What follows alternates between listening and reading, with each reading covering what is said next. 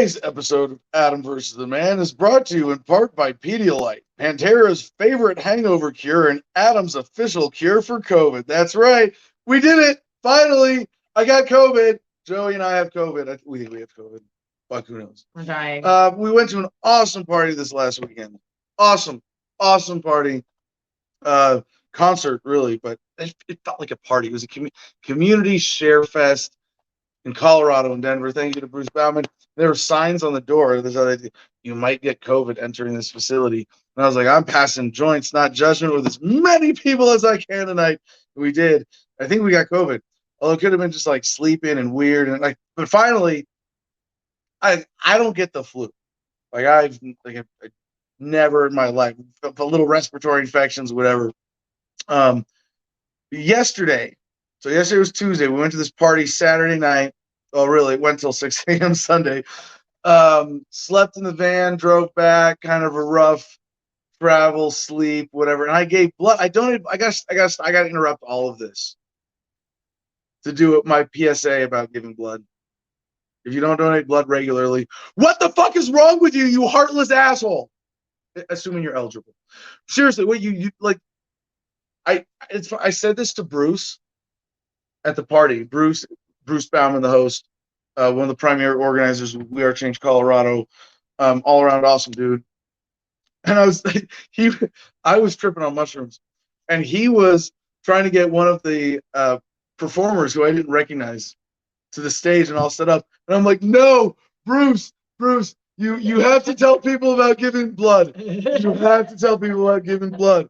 It wasn't quite that bad of a clingy begging thing, but I was like, dude, no, I gave blood earlier today, and it's like I was geeking out on it with him. It was before he was actually trying to get away to this. And I was like, oh yeah, you're running an event. I should not do this to you. But I was like, Bruce, for decades, humans have been able to take a part of your body and give it to another person to put in their body to save their life. We don't know how to synthetically make blood yet, but you can give blood from your body and it goes in another body. Why don't you do this? This needs to be a staple of We Are Change Colorado activism. We go as We Are Change together, and I don't know if there's a way. I don't care. But it needs to, if you're a good person, you fucking donate. I'm gonna maybe I've shied away from this in the past. You're are you a good person or not? Given what we know about this, because you know what, someday you might find yourself in the emergency room on the operating table because you were in a car accident, because you had no fault of your own whatsoever, and it doesn't fucking matter. And we are in a blood crisis right now. They're having a shortage on the American blood supply, and there's no fucking reason.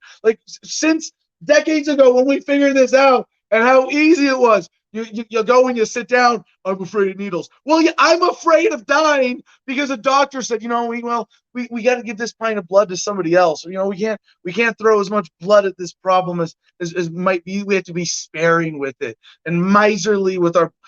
Fuck that! That should scare the shit out of you. Oh, I'm afraid of needles. Fuck you. Fuck you. If you are eligible to give blood regularly and you don't give blood regularly, you are not a good person. Sorry, I'm gonna lay it out like that. And if you didn't know that, if you never thought about it, hey, I forgive you. Fucking fix it right now. Go sign up online, make an appointment. That's simple. It's not hard. It's really not hard. I've been giving blood regularly since I was in the Marine. That was before the Marine, since college. That was actually the first time I couldn't give blood. Was, oh, you were just in Iraq. You can't give blood. Hey, oh, you just got a tattoo. Hey, guess what? If you get a tattoo, you got to wait 3 months. So if you're about to get a tattoo, give blood, then go get a tattoo, and then instead of waiting 2 months, wait 3 months for your next appointment. I'm not saying be anal about it. I got to schedule every. I'm not. Last time I gave blood was Saturday, and I was a bit overdue. What, it had been 3 or 4 months. But if that's because I travel a lot. My excuse is my logistics are always kind of in upheaval, and I don't have any blood donation center here regularly. So my donations are a little more sporadic when I go into Babylon, but I never go more than 4 months. There's no reason. There's no like you can give a pint of blood every 2 months. I do what they call with Vitalant the double power red. It's actually really cool. They put a needle in your arm, and it's got a triple fork in the tube coming out of it, and it pulls the whole blood and it sends it to a centrifuge, and it separates the red blood cells from the plasma and puts the plasma back in your body. With saline, you feel like the cold moisture creeping up into your heart across your body. I think it's pretty fun. But it's a chore. It's a chore. It's a chore. What kind of asshole neglects their chores when those chores save lives? Fuck you. Good question. Fuck you. If you're eligible to give blood and you don't give blood regularly, you're not a good person. I mean, there might be some extent. I'm not trying to be absolutist about this. Wait. You're not a good person, or you haven't thought about it until you watched Adam versus the Man and got blessed. All right, from now, starting now, if you're hearing this now, you may have just been an ignorant person. We give you that. We also include anybody who cannot. Yes, if you're uneligible, whatever, no big deal. But that's. Well, and for everybody who's out there screaming about get vaccinated or you're an asshole, no, go give blood or you're an asshole. Yeah, really, like that level of extreme. How many people are like? If everybody who was vaccinated gave blood, we would not have a blood crisis. Imagine that. It's a little bit more of a chore. And again, the COVID vaccine, it's an injection. It's free. Giving blood Wait, don't you get donuts on pizza? Getting blood, you get I donate usually with Vitalant just because I'm in their system, but you can go donate Red Cross, a handful of other organizations. I'm not, and a lot of people will complain in libertarian circles or anarchist groups well, your blood goes into a corrupt it doesn't fucking matter because you know what? That corrupt medical system is the one that is going to save your ass when your brain is leaking out of your skull because you were in a car accident or whatever it is, in traumatic injury. You are going to turn to that. And as long as the evil modern medicine establishment has taken over the blood supply, has taken over, modern medicine as a whole, it doesn't fucking matter in this one mechanism. Give blood, give blood, give blood. Anything else on that? All you need is blood. Dun, dun, dun, dun, dun. Love. I mean, there are plenty of it's really fucking it's dumber than COVID. That for decades humans have had the ability to give blood and give it to other human beings in surgery and transfusions and save lives, and that we don't have. And you know what? I'll tell you what. Even to the value of this, it should be monetized. Right? Why not? It should be a market function. One of the things that bothers me about it is that I don't get to give more often. Because I'm 210 pounds, and Joey here literally weighs half my weight sometimes, and our blood schedule is the same. Yeah, I don't know about that. There's tons wrong with it. I'm not saying this is a virtuous system. Inherently a virtuously organized system. It is a virtuous system in the fact that you're given part of your body to save another human being's life. If you give up that opportunity, you're an asshole. You're an asshole. You're not a good person. But there are not only are and it's funny, it came out right after I posted this on Twitter, and nobody cares. This has been my pet cause for how long, Joey? Basically, the entire time I've been a public figure. I mean, years. With IVAW, I didn't get to have a pet cause outside of anti-war veteran stuff. But as long as I've had Adam versus the Man, I think it's been this is the one thing I'm going to promote. Without any and it should be monetized. You should get paid because there should be a proper economic system around someone goes to the hospital and gets blood transfusions, it gets billed for it, or their insurance company gets billed for it rather. And that is priced into it in such a way that it is priced through the medical supply system that they go, oh yeah, it's $100 for a pint of blood that goes to the donor, as opposed to you get nothing right now. I get free T-shirts occasionally. Right? It should be monetized that way, and maybe then it wouldn't be an issue. But it's sort of like if you were in the communist gulags, right?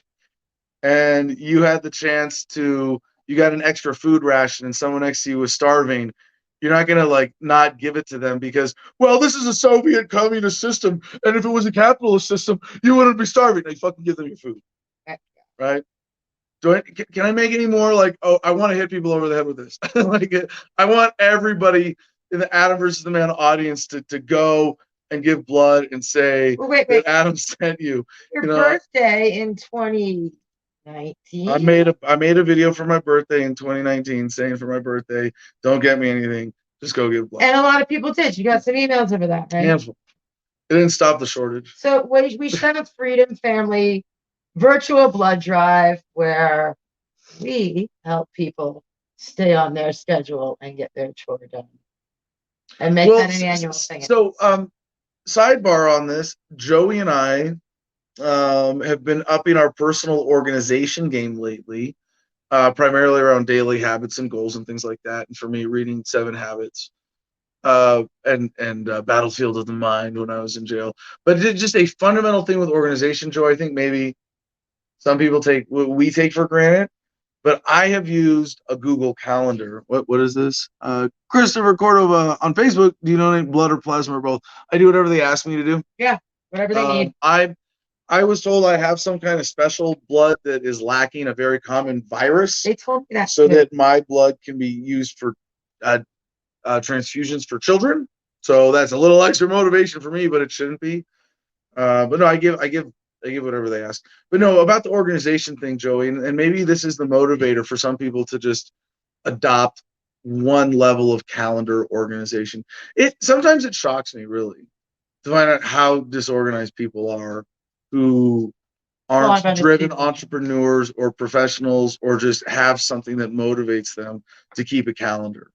And I'm a fan of Google Calendar. I'm not a fan of Google. Fuck them. But the Google Calendar is a free online downloadable thing that works on your phone and on a desktop, and it makes it really easy to have recurring events. So actually, I'm going to go on right now.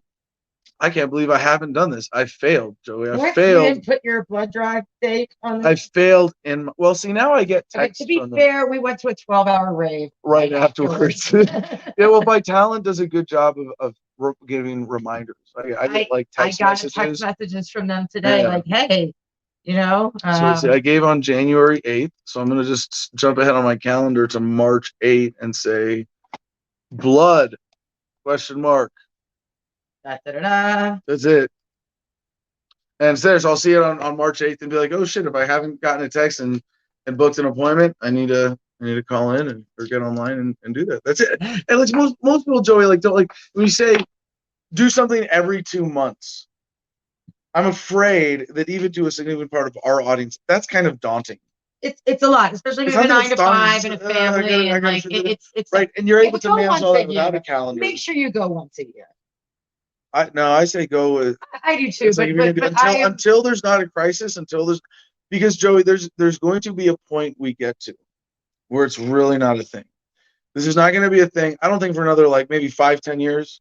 I hate to make random projections like that, but my point is within 5 to 10 years, either modern medicine will have progressed so much that we figured out something better, or use how to use blood better, or to stop bleeding more efficiently and lower the surgical need for blood. A lot of blood is used in research and for people with chronic conditions as well who need regular transfusions. Like you are literally giving a piece of your body to keep someone else alive.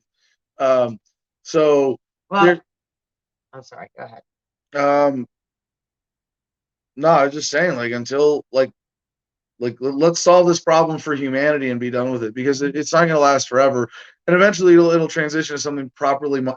If it was monetized, you'd have people who like me want to go and make money doing it. Maybe I was probably they do monetize it already, and actually that's funny because that's someone's my in the point. comments with all the Chosen for a Reason on Odyssey says it's inhumane not to give blood, but it should be monetized. Says the man. The man bun guy says the man bun guy. No, because it's a service. Yeah, clarify that. Yeah, and they do. You can go give plasma in California for money, and I did it a few times in 2020, waiting for friends who were smuggling cigarettes over the Mexican border. I want to address this apparent contradiction that I say, like, it should be monetized, but it's inhumane if you don't do it. Yeah. Well, let's use the like drowning passerby walking past a drowning person analogy, right? Okay. It's a great moral thought exercise. If you're walking down the road and goes along a river, you see someone drowning in the river, and they're saying, "I'm drowning, I can't swim, please help me," and you can swim and jump in and get them. Like, you're an asshole if you don't do it, right? Totally. Should they not set? But let me. There are exceptions to this, right? Say you're a doctor on your way to perform a surgery that's going to save 3 people. Yeah. Right? And this is again, it's I'm not making an absolute condemnation. So forgive my over the top language saying you're a bad person. There are plenty of exceptions to this. But basically, if you're eligible and you don't give blood, you're a fucking asshole. Like the guy walking, like, it's not that you have an obligation. If it was an obligation, then you could force that person to go save the drowning person, right? Or have sanctions against them for not. The only legitimate sanction is, I don't want to be around you. I want to be around people who are going to save me if I'm drowning in the river. So get the fuck out of my life, right? But should the person being saved be grateful? Yeah. Should they provide a reward for that? Yeah. I mean, dumb recent example. I lost a debit card, and someone here locally found it in a parking lot. I feel really dumb even admitting this. I was doing something on my phone with my debit card, and I let it fall, and I opened the door and I fell in the parking lot. Someone found it later that day, and they brought it back, and they said, "No, like, it's cool. It was the right thing to do," because I knew that it's a small effort for them that saves me a major effort of having to get a new card or call it in or whatever, and all the inconvenience of that. And she didn't want anything for it. I said, let me just give you $20. You did an important favor. It's worth that. Let me tip you for that service. And if we were properly valuing blood donations, yes, it would be systematized and there would be appropriate regular compensation. So psychic taxi. Hey, what is that, Ed? Was Ed here? Ed just got here. Excellent, because we're about to shift focus to Ed completely for the rest of the show. And then would you trade Producers Club for the rest of Yes. Would you trade free healthcare for a monthly blood donation? Good poll. I vote no. There's nothing free. Free healthcare. Free? Wait. Would you give blood for free healthcare? I would. No, would you trade free healthcare for a monthly blood donation? I don't understand it. I think, yeah. Why would you say no to that? I don't know, but Ed can explain on camera. That's right. Yeah. We'll get Ed up here in a few minutes. I got to finish my opening rants. Now that my blood drive rant has gone 15 minutes, it's worth it. It's worth it. I'm serious, though. Everybody. And Chosen for a Reason on Odyssey also wants to know how much he would get paid for saving the drowning man. I think it's the first time we've seen Chosen for a Reason on our Odyssey channel. I'm glad he's so she they is so. We almost didn't do a show tonight. I can't tell if I'm sweating because I need more cowbell or I'm sitting next to the stove. We can get more cowbell. Range that. The stove is just really hot. We got the window open. But anyway, back to me having COVID, shall we? So gave blood Saturday, partied all night, had a rough drive home Sunday. Yeah.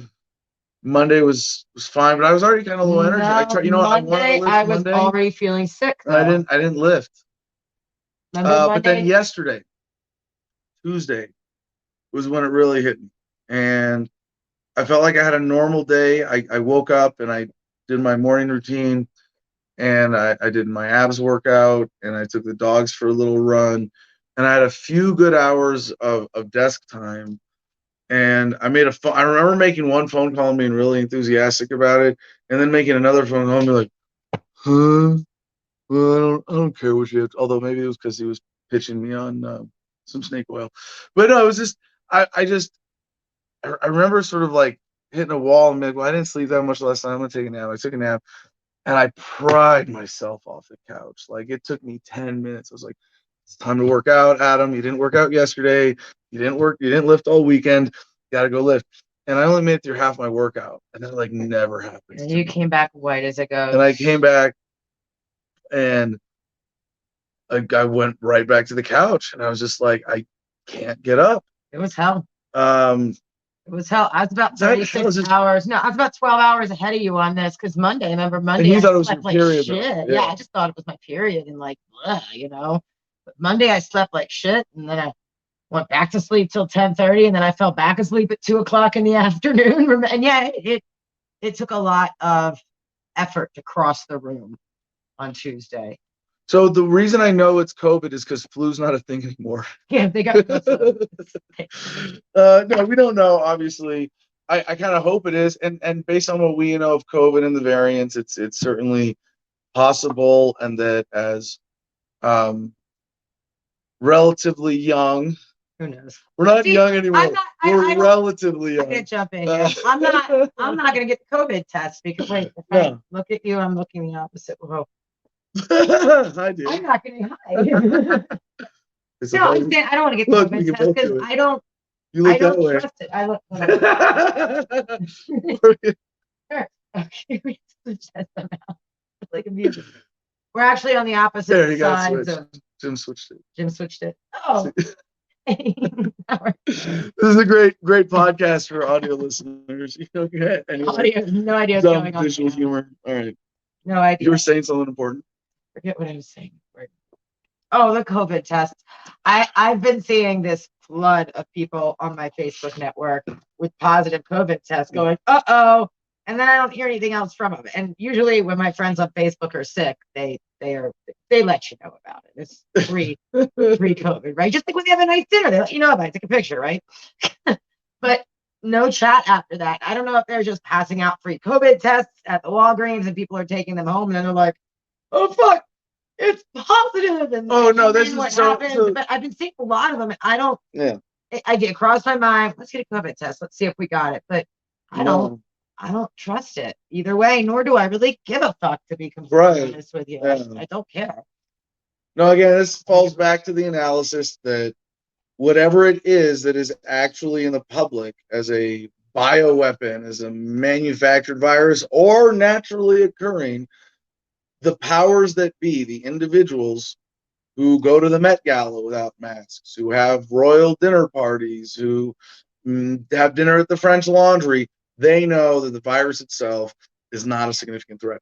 Now, if this is it, am I coward slightly and experiencing it? No, but I'm confirmed in like, yeah, it might be kind of a funky flu because I don't get the flu. Like, and I'm except for when I have issues with sleep, either sleep patterns or stress or logistical challenges, whatever. Yeah. Other than that, I am extremely healthy. Other than that, I'm extremely healthy. And that we got it like this after a weekend of sort of planned exhaustion, planned sleep deprivation. It wasn't that bad, but no, it wasn't that bad. It was a rough night for. And we didn't get complete sleep. We were taking 3-hour naps the whole weekend. And we were definitely re-exposed to the human petri dish at this event, passing joints with hundreds of hippies. Again, beautiful event to Bruce Bauman and everybody and all the artists. They had acrobats. It's on my calendar. I'm going every year. And rappers and guitar players and like flute players. And there are a couple artists I still have to look up from that who I'd never heard of. I'm like, that's who was that very large lady with the soulful voice that was so incredible? We'll find out. Maybe we'll come back to this by the end of the show. Amazing. I'll pull up some music while you guys are talking because so yesterday, back to having COVID and the turning points and all that, because this is the last subject, and then we'll get to Ed. It's not. We're going to talk about so many other sidebars. I have more energy than I thought I would. I slept. So yesterday, though, we have a lot of people waiting backstage. Yes, we are going to. I'm going to shut up. We're not doing any news. Let's not keep them other than this. But there is at least we got to finish the story of being sick. 1, 2, 3, 4. There's 5 Producers Club members in the back. Awesome. By the way, we get to all of you tonight. This is our Producers Club spotlight. I don't know, Adam, you need to tell the audience what the Producers Club is. It's I like to call you guys the Freedom Family. It's the Adam. No, it's more specific than that. Freedom Family is a lot bigger than the Producers Club. Producers Club is people who give us $10 or more a month on Patreon and or have volunteered or contributed in some meaningful way to Adam versus the Man. Specifically, the Producers Club, as in the producers of the show. Like, we made it that in the sense that you are honorary producers. Like, that's where we go to get content for the show. For example, it's a Telegram channel. And for example, we have a public Telegram channel that we publish stuff on and promote as the broadcast channel. But a lot of my content I forward from the Producers Club. The Producers Club is the brain trust behind Adam versus the Man. Is that a better way of putting it? I like that. Yeah. So yes, tonight, if patreon.com/Adam versus the Man, you can sign up. But as Joey's been pumping this, and maybe now I am losing my voice, but one news article that we did get from the Producers Club. Oh, cannabis. This is like, I saw that one this morning too. Wait, I got to finish the story though about being sick, and then I'll get to where we're at now. So today I woke up. Last night I took a Klonopin. Klonopin is nice to have if you want to knock out for 10 hours. I slept 12 hours straight, except for 2 pee breaks. Yesterday. And I grabbed a pee bottle. I grabbed a pee bottle to have by the bed so I could sleep hard. Look at my arm across the screen.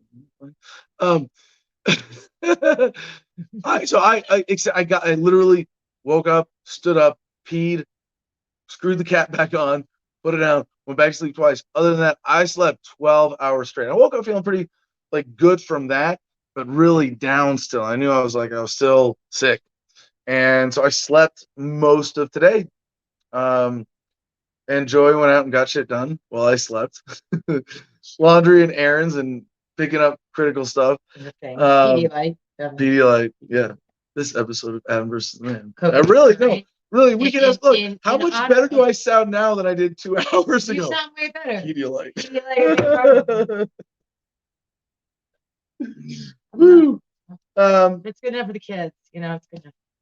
Yeah, I took a bunch of CBD gummies today also. Actually, shout out to our friend Helen Apel, Mother Nature's Den. I got a squirt of her CBD serum, and just because I like gummies with CBD. This is gummies from passion fruit and lemon from marysnaturalcreations.com. So those are tasty. So I'm trying to kind of keep it simple, but I guess we call this the Fruitopia regimen. Fruitopia is the weed I'm smoking right now. I'm candy apple. Candy apple. We'll see which one cures COVID faster.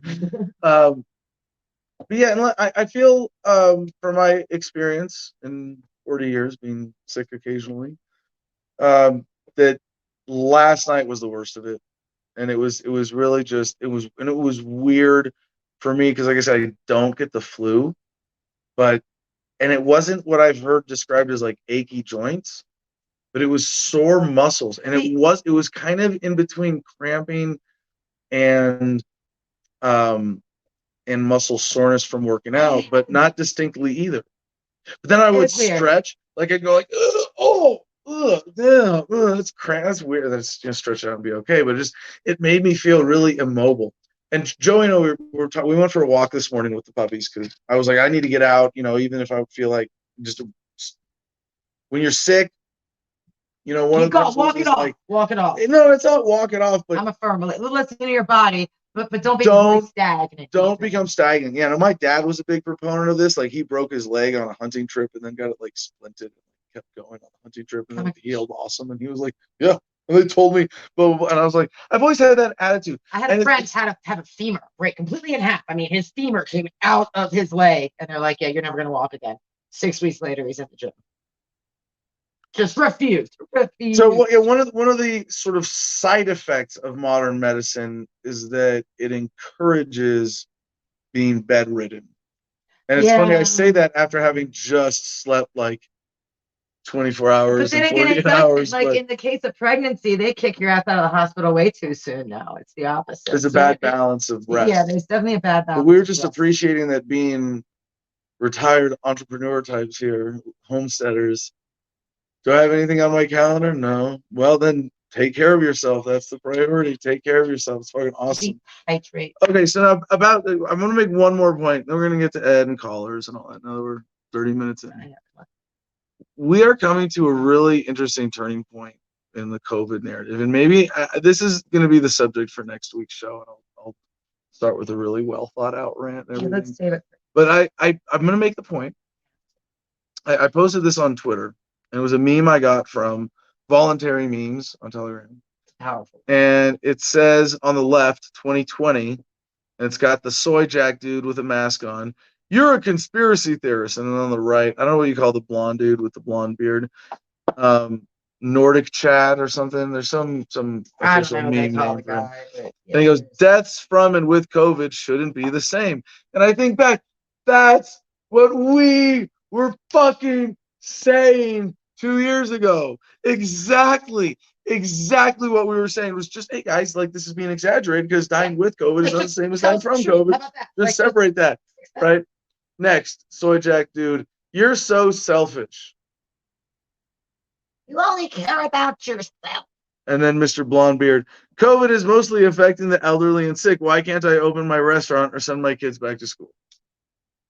And of course, real libertarians don't send their kids to school. But Soy Jack, the next one. Why are you attacking science? Blondebeard, the vaccines aren't stopping COVID transmission. 2022, actually, you were right. Blondebeard, get away from my family. And you've done enough damage. It's such a simple meme, but there's so much powerful, profound meaning in this. And for me, I wrote on Twitter, captioned it, the only problem with this is that it's my family on the left and they seem pathologically incapable of admitting they were ever wrong about anything. Now, I will exempt, I don't mean to say everybody in my family. That was Twitter dramatization to say, my family, it's my family on the left. My dad is not going through this. My dad is definitely a skeptic. I believe my stepmom is maybe not as grounded in that or well researched, but also a healthy skeptic at this point. Who never was that bought into it, but they both. Well, so here's the other thing: is like my dad got vaccinated because he was going through heart surgery. I hope he doesn't mind me saying that.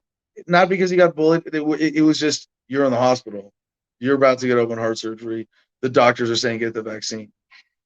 What are you gonna do? I mean, I'm less likely to get foreign. Look, trust me. When I was pregnant, they tried to suggest all sorts of, well, you better do this or else this or that. And I was like, yeah, just could we leave my womb alone right now and just let's let the baby grow and see what happens. And no, we don't need to do any invasive surgeries or scrapes or things, and I don't need drugs. I'm good. Let's. But here's the point. I want to get back to the bigger point, then we'll move on. We're gonna get it back. There's a turning point where the narrative of COVID has fallen apart so much that people are going to have to start admitting they were wrong about stuff, and they won't, right? So those of us who are like, we expect that some of them will, and I've said this in the last couple episodes that in the way that we've seen COVID starting to fade into the background to be like alongside the flu, like you're going to need an annual booster shot or an annual flu shot type thing, right? They're going to let the narrative linger in such a way that the hardcore COVIDiots will be able to hold on to it and just say, well, we didn't know and we did the best we could. That's it. No, you made a fucking mistake and you trusted the wrong people and you should admit it and learn from your mistakes. And I'm sitting here kind of waiting for that because in terms of like, my mom is not the most active, or my mom is a sweet woman. She's not aggressive. She's, if anything, on the meek side. So of all the COVIDiots, she's not the most harmful. She's not a bully or anything. But a lot, but she's most of the way bought in, at least. and I'm pretty sure the rest of her side of the family, and I know my brother, when I asked him recently, one of my half brothers, if he got vaccinated, he said, "Oh well, I said, why'd you do that? I like doing experimental crazy shit with my body." There's got to be the dumbest excuse. He's like trying to sound cool about it. Look, man, just put my body on the line for the better humanity. Okay, bro? No. And then No. my full brother, who I stopped talking to over this months ago. I mean, among other personal things, it wasn't just this, but a big part of it was his direct dishonesty around this. He's a full bore COVIDian. He's the psychiatric nurse practitioner in Washington State who, well, I'm in the healthcare field. I'm a professional. No. And he goes, about the therapy thing. He goes into therapy with a mask. I can't do that.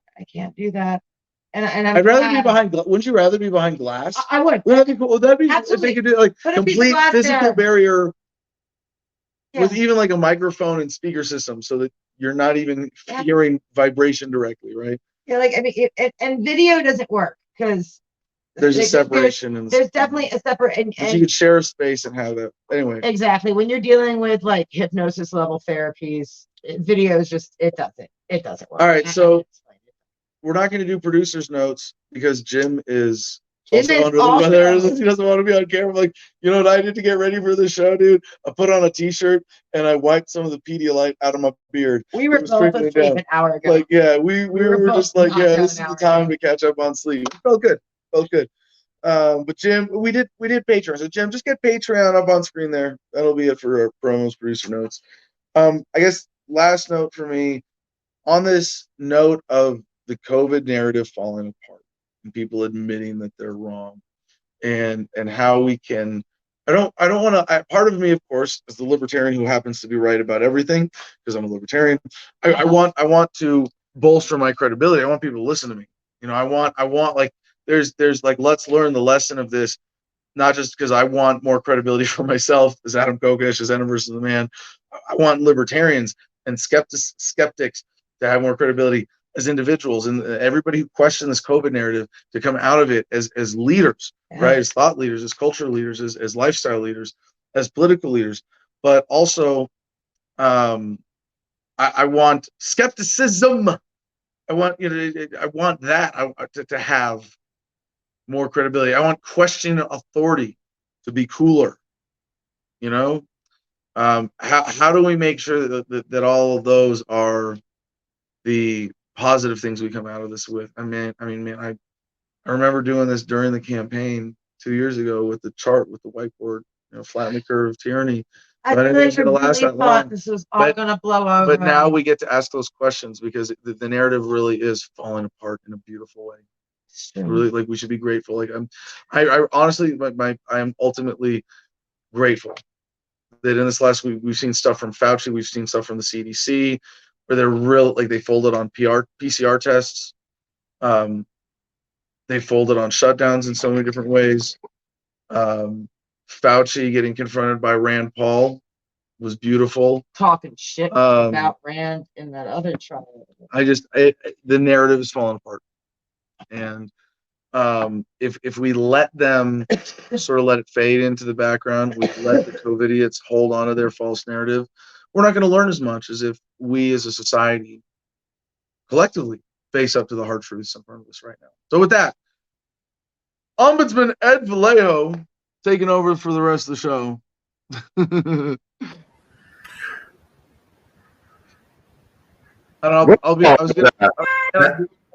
half-hour opener has become an hour now, huh? Close enough. No, we started 20 minutes late because we were waiting for you. It's only been 40 minutes. We're waiting on you.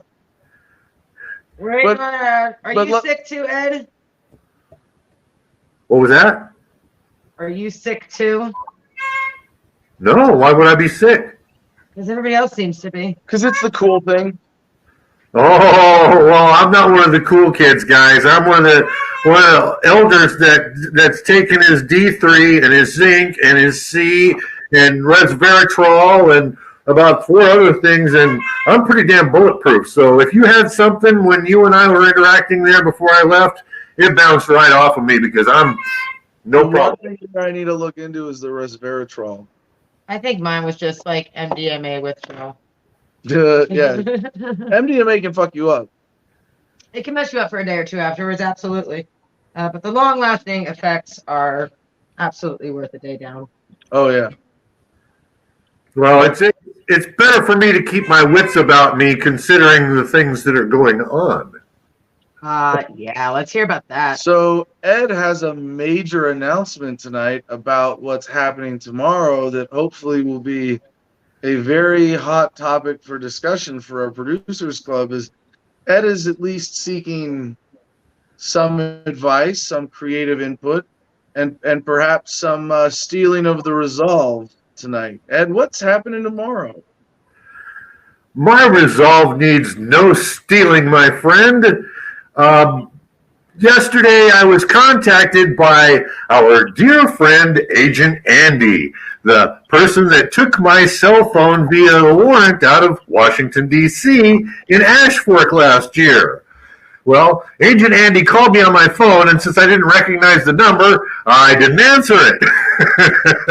And then I got a text from me, hey, this is Agent Anthony. Ed, could you call me? So I said, sure thing. You know, I was out and getting food and had to go to the bathroom and whatnot. So I waited until I get home, you know, put everything away, do what I got to do. I call Agent Andy, say, hey, sorry I couldn't get right back with you, but I had to pee. What's up? And he says, well, the field agent from Washington, D.C., you know, the lady that was with us that when we came and took your phone, she would like to have a meeting with you. She'd like to talk with you. I said, oh, she would, huh? Just a meeting and not questioning or interrogation or anything. No, nothing like that. Not at all. At least he said, you know, when we talked after I gave your phone back, you said if there's anything that you could do to help that you'd be willing to help. I said, okay, no problem. What time? He said, how about Thursday at 8:00? I said, up at the field office there up on Deer Valley. He said, yep, that's the place. I said, okay, well, sure, I'll be there. Go ahead and text me the address and your full name, and I'll be there. So I'm slated to talk with the FBI tomorrow morning. Let me just first say as a sort of disclaimer, if it was anyone other than Ed going into this scenario, I would say don't do it until they subpoena you and then have a lawyer. But Ed is going to have some fun with this tomorrow. I'm hopefully recording the conversation. Who knows what might come out of this? Ed, you want to run down some of your possible I mean, we talked about this, and it seems like the most likely thing is as part of their giant January 6th dragnet, and they're just checking boxes because you were a person of interest, and they have to interrogate you one more time and fill out a form, and even if you say nothing, then it just goes in the file as such. No, they don't have to interrogate me one more time. They never got a chance to interrogate me. I never answered a question. Okay, fair enough. Okay, so no. First of all, I don't think they're going to allow me to record it.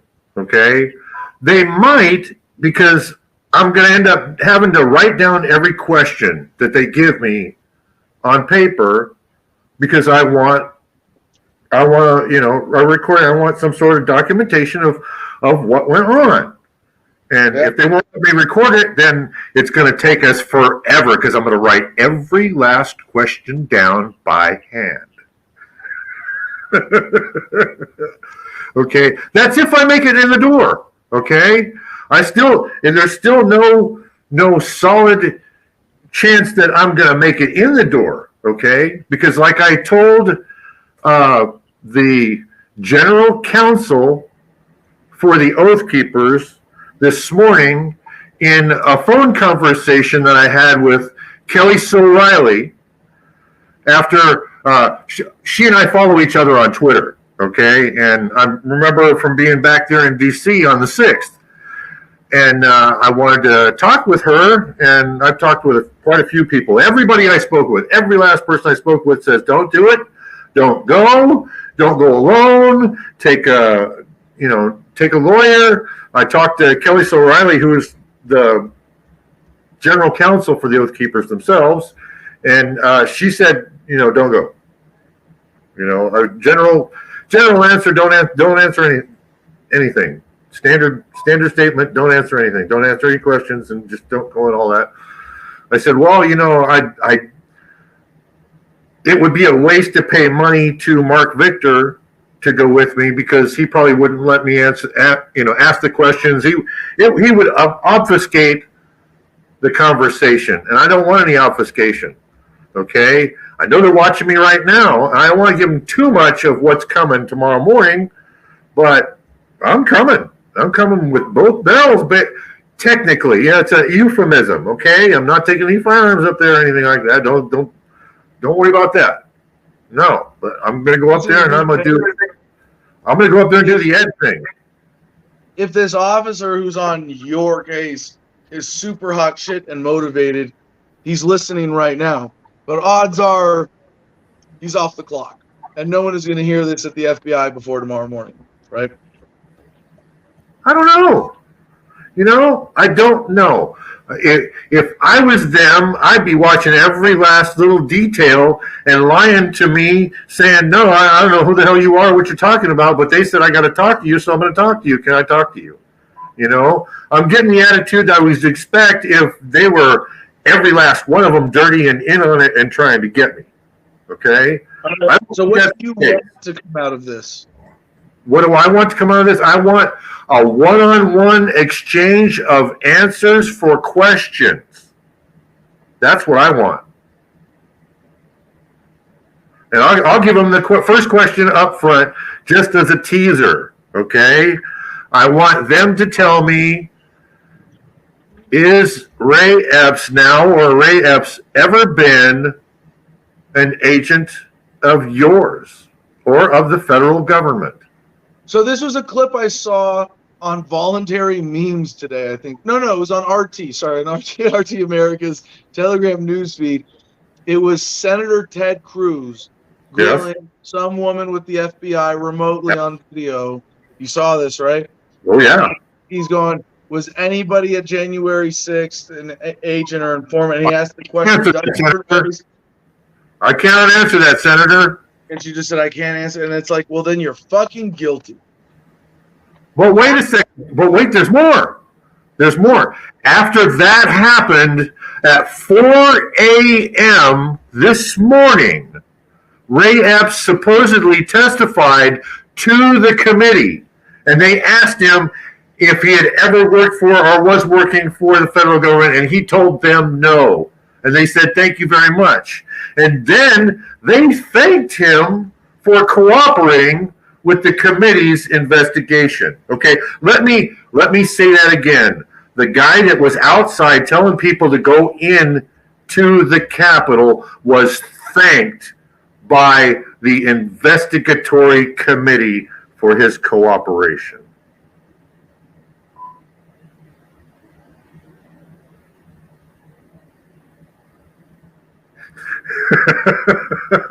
I didn't know you guys were grabbing something to nosh, or I would have kept talking. We should be. I saw that, and I'm surprised how much I missed it in the coverage from January 6th that Epps was that critical character. But Ed, what you're expecting a random FBI field agent who works in Phoenix? No. On this. No. From Washington. DC agent. Oh, wait, they're flying out from DC to see you? Yes. Why are you expecting that you'll get some information from her that Ted Cruz was not able to get? I'm not expecting that. I just want an answer from that agent to me. Okay? No matter what it is or what it means or anything like that. I just want an answer from that agent. Okay? so that I can say, yes, I spoke with a federal agent that told me point blank, yes or no. Okay? And if they don't tell, well, I'm sorry, but that's a part of an ongoing investigation, and I can't divulge that information. I said, well, then we're done. So You aren't what going to information? answer another question. Thank you very much. I'm sorry I wasted your time. I'll turn around and walk away. All right. So what information do you think you would have to offer them that would be of any value? Whatever it is they want me for, they want to ask me whatever they want a meeting. They must want to know something. What is it you think they want from you? They want the words out of my mouth of whatever I'm going to say, because they haven't had that yet. So you think you can offer completely clean, non-implicating testimony, and that you just cooperating and helping them check the box will be enough for them to do you a favor of revealing some hitherto? No, none of that. You're trying to make too much of it. Trying to make too much. This is just a one-on-one exchange of information between me and them. That's all I want. Okay? And I have my line of questioning already lined up in my mind, and I'm surely not going to divulge that here. Fair enough. Joey, do you have any questions, or should we go to callers? I don't know. That blows my mind. They're flying all the way from flying all the way from DC. This is going to be a short conversation. You know, I can really play hardball with them, right? And 8 o'clock tomorrow morning, my time, I'll have this stream up, and it'll be live, and you can connect it to Facebook and Twitch and everything, and we'll be live. And when they say, come on, let's go in, I'll have the camera. Okay, let's go on in, and I'll be live for the entire conversation. I highly doubt they'll allow that. And if they say, no, we won't allow that, and say, well, then it's not happening. If you want to know what I have to say, you'll do it. See, and I'd have fun playing that corner game too, that checkmate game. I can do that, but I'd rather not take that hardball approach to start with. It all depends on how I feel when I get there. It all depends on how I feel after I pray tomorrow morning at sunrise. You know, all of those things matter to me, because I believe that God motivates me in what I do, and God guides my hand, and God protects me. And I do I'm moved, and I'm moved to do this. Yeah. Yeah. Hey, follow your intuition. Yeah. All right. Well, let's take some callers, see if they have any input for you that might be helpful, any insights or advice. Who do we have? We have people waiting backstage? We'll just pop them up. We're going to take the rest of the show. Basically, focus on callers. Yeah, we do. I'm having some connectivity issues here. Who's that? Hey, Mr. Anthony. What's on your mind, brother? There we go. There we go. Hello, fellas. You guys hear me? Hello, yes. It's been a while since I've been on the show. So far, so good. Yeah. I'm just sitting here in bed because our show's so late now. It's 8:30 almost. So sitting in bed, watching the show. I figured I'd jump in backstage, see what's going on, check in with everybody, make sure everybody knows I'm still alive. I'm glad you bring that up too, because I'm kind of curious from the Producers Club, since, like you said, they really are the brainchild of the show here. What do you guys think? The brain trust. Brainchild works too. No, child is like we created it. I mean, More I like feel they like we all create influence us. each. You're right. Okay. Stop. So No, do you guys like the format better, day, night? Like, what's your take on the shift in format a few months ago? the nighttime is a little bit harder for me because of my work schedule. So I try to sleep at night when possible, which doesn't usually happen, but because nighttime is usually my busiest time. I've actually been out in the field for the last 4 days. So it's the first time I've sat in a bed in 4 days. So that's nice. That's why I'm in bed and I'm just kind of in my PJs and watching the show, seeing what's going on. You know, I can't get on Facebook, as some of you probably seen the Producers Club, because I'm on every time I post anything on Facebook, I get banned for a month, 2 months, 3 months. So I've been, since Biden took presidency, I've been banned 8 or 9 months out of the last year.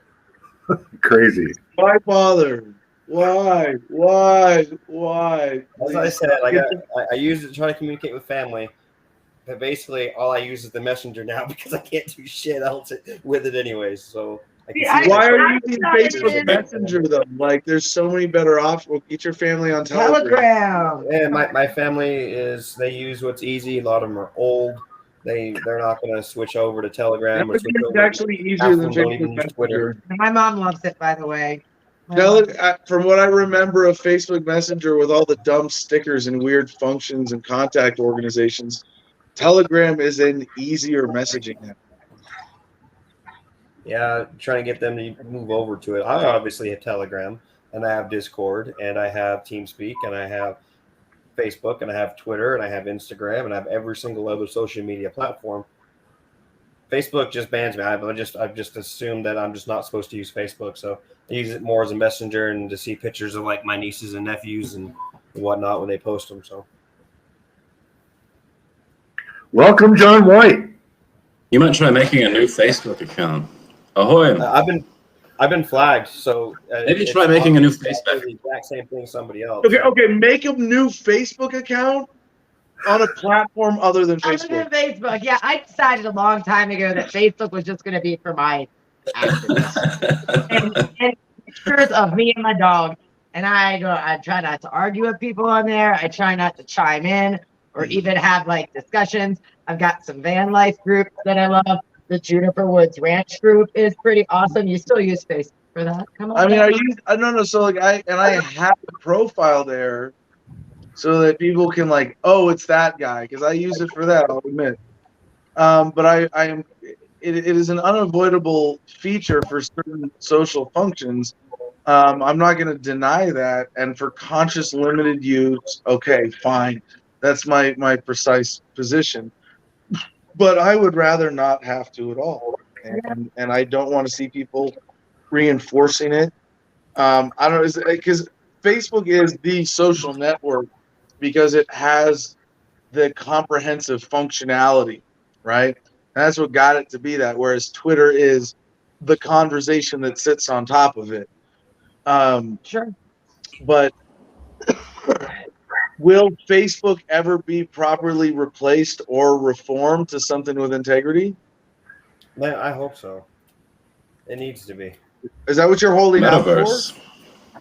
So I was one of the very first people that was on Facebook. I like whenever they opened Odyssey it up. though, and not to interrupt you, Ant, but Ben Shamil on Odyssey. Do you know Ben?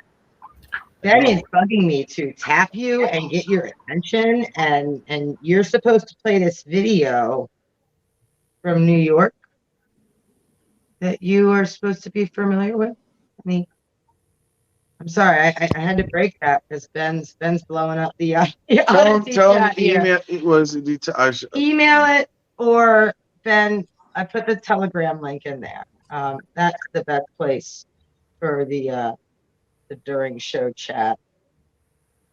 Email. You want me to share a link? Email it right now to adam@thefreedomline.com, and I'll get to it before the end of the show. There you go. Sorry if I missed something important. There you go. I love seeing the Odyssey comments so active though, because I don't know, Odyssey's still coming along, but in terms of alternative platforms, I like it. You know, it's the answer to YouTube, just like I think Telegram is going to be the answer to Facebook. Is Telegram going to build out profiles and events and like in I guess because what it already has events in its own way. Can you make an event on Telegram? No, but you can share like Eventbrite links, and it reminds me of Facebook originally because it's stripped down functional and it's chronological, and there's nothing like, oh, what's your preference? We're going to show you this, that, and the other thing first, and there's no censorship per se. I don't know. Durov had some new notes about Telegram. Hit me. He's just says 2021 was a phenomenal year for Telegram. It became the most downloaded app in the world in January. Managed to welcome 70 million new users in just one day in October and was declared the fastest growing app of the year in December. We know we owe this growth to you, our users, so we carefully listened to your feedback and kept making Telegram better for you throughout the year. Yesterday, we released our 12th major update this year, packed with features you requested like reactions and message translation. With each update, we will try to simply add a missing feature, but instead expand its boundaries and redefine how it looks, feels, and works. We hope that this approach can improve quality and human communication and bring more efficiency, happiness, and joy to the world. Wow, I like that gives me hope for Telegram being able to very carefully, deliberately build out slowly and sort of cautiously without it getting messy like Facebook and be able to then displace it somehow. Man, that's Yeah, yeah. Durab has been pretty adamant about not succumbing to the grip of big tech. Well, and correct me if I'm wrong. Backing up people that don't know, because like I feel like an idiot sometimes going Telegram, mushrooms. I really don't know much about either, although I am a regular enthusiastic user of both. Like Telegram is basically a charity project at this point, right? I mean, as one super rich investor said this needs to exist and put $1 million into it. There's a lot of people that volunteer, yeah. Like, I don't know the exact number, and I don't know like who's on the actual payroll. But yeah, I do know that there are a lot of people that volunteer in Telegram that have been vetted to volunteer. I mean, it's set up as a corporation, but it's basically a big charity project. I'm surprised that Facebook or Twitter hasn't tried to buy up Telegram and incorporate it somehow already. I mean, Ed. Yeah. Awesome. I'm Yeah. glad. All these basic. Did we do the and introduce yourself yet? Yeah, sorry if I'm missing shit, not keeping track of it. That opening monologue was like all the energy I had left today. And now I'm just being chill. So Joey and Ed and Jim. I told you guys I'm gonna do my opener and then hand it off to Ed to take calls anyway. So I lay on the bed. After this, I sleep. I'm ready to figure out too. But I yeah, don't no, think I've ever seen this many callers on our channel. There was one thing in Telegram that was really kind of concerning for me, and I clipped it a while back. It was kind of a security policy sort of issue that I don't want to blow it out of proportion because I can't remember it, but I had sent it to the Defund the Matrix channel and forgotten about it. But it was kind of like, it was the whole issue about if you download the app from the Google Play Store versus going directly to the website, you're kind of introducing vulnerabilities because of what the requirements for the app are on the Google Play Store versus a direct download from Durov's site. I agree. Yeah, it was kind of sketch in that manner. So there was a big like push by people. Don't download it from the Google Play Store. If you do, these channels you can't even access. Blah blah blah. That's crazy though. You said 70 million in one day download. Isn't that insane? That's. Yeah, that was a big jump. That, Yeah, that was a jump ship right there. But that's worldwide, right? About Telegram that I've noticed recently also, we're talking about Telegram, is that it's starting to become like a new platform for kind of like an OnlyFans. Like people like the cam girls or whatever, like are having their own like channels now versus OnlyFans, or that they pay them a commission. So they're setting up their own Patreons with their Telegram channels, so you pay them and you get to live chat with them and stuff through their Telegram channels versus going through all of the extra shit. They siphon all your percentage of your money for you doing all the work. What's the other one? Well, What's the other? Where we decided to not engage with Patreon because it's just another vector for censorship and them fucking with the money. So we keep the money going that way. Like you have to, for certain things through mainstream channels, if you're going to process credit cards and debit cards, which of course we like to get away from. But anyway, I'd like to read the first paragraph of Telegram parentheses software on Wikipedia for people who really don't know, because it is a weird thing to get your head around conceptually. Other than it's a messaging app. That's easy, right? It's a messaging app that does channels. That's pretty easy. Telegram is a freeware, cross-platform, cloud-based instant messaging service. The service also provides end-to-end encrypted video calling, voice over IP, file sharing, and several other features. Launched for iOS 14 August 13 and Android October 2013. The servers are distributed worldwide to decrease frequent data load with 5 data centers in different regions, while the operational center is based in Dubai in the United Arab Emirates. Various client apps are available for desktop and mobile platforms, including official apps for Android, iOS, Windows, Mac OS, and Linux. There are also 2 official Telegram web twin apps and numerous unofficial clients that make use of its protocol.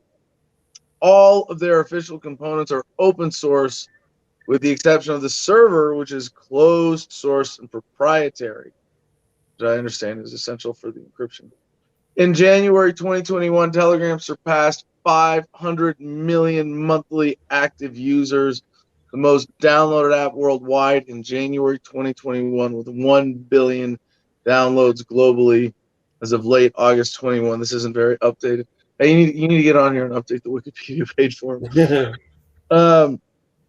Telegram was launched in 2013 by brothers Nikolai and Pavel Durov. Previously, the pair founded the Russian social network VK, which they left in 2014 after claiming it was taken over by Putin's allies. Pavel Durov sold his remaining stake and left Russia after resisting government pressure. So it says Nikolai Durov created the MT Proto protocol that is the basis for the messenger, while Pavel Durov provided financial infrastructure through his Digital Fortress Fund. A Telegram Messenger states that its goal is not to bring profit, but is not structured as a nonprofit. So it's an American LLC. Very cool. So it's kind of interesting to think that like it could flip and go bad at any time, because it's basically these 2 guys behind the whole thing. But it's become so much more than that, and basically like a trust of the internet, a function of the internet. And the thing is, it's even if this failed, what I love about this is that if it failed and disappeared tomorrow because government shut it down, it'll be back. Oh yeah, for sure. Different name. Different name. Let's start over. It's like how the Pirate Bay went with like people just grabbed the source code and. This is part of the internet now, ladies and gentlemen. Congratulations. Speaking of like positive messages for tonight, positive major observations and turning points, we connect this to the acceleration of the human experience. Yeah, Facebook is losing its grip, and Telegram is, and now you can't. Like, I mean, I've been a champion of Telegram for at least a few years, but really enthusiastically this last year, and to see it taking like, yeah, if you're spending time on Telegram, you're not spending time on Facebook. Jim brings up a good point. Call quality on Telegram's garbage, but I feel like they've improved that even over the past year. I've seen improvement. Yeah. And yeah, it depends on your internet connection, I think, too. Even as a messenger service, just person to person, it blows everything else out of the water.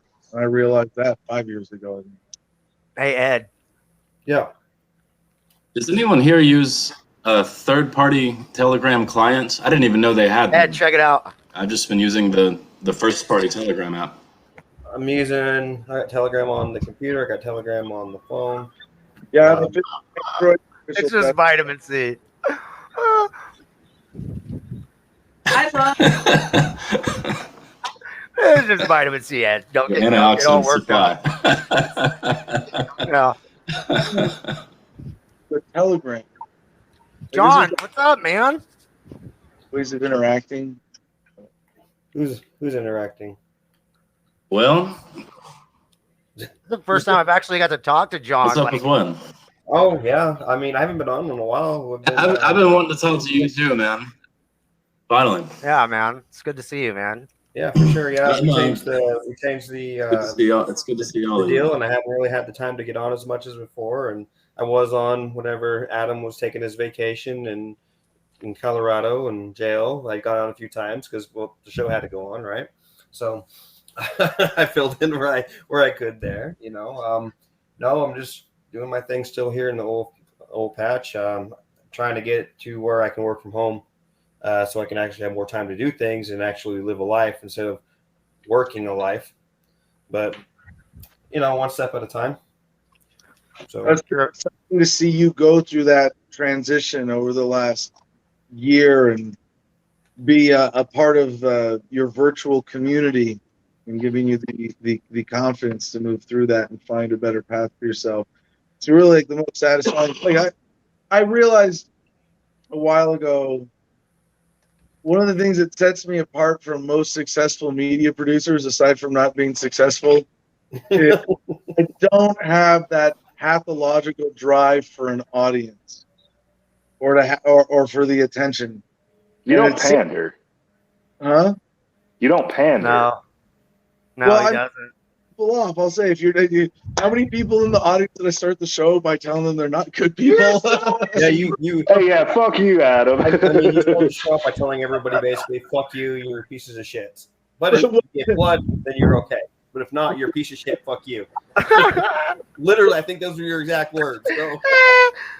Well, wasn't that earlier in the show that he Yeah, told me living that I was proof you've been just not going to go and give blood?